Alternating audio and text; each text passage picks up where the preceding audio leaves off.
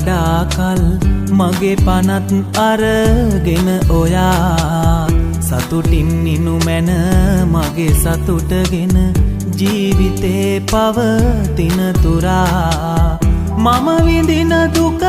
වෙන කෙනෙකු වෙත යනිත් කිසිදා දෙන්න එපා සසරේ කොතැනක මට ලැබුණු දුක ඔබට ලැබෙනු එපා දිනක ආයෙත්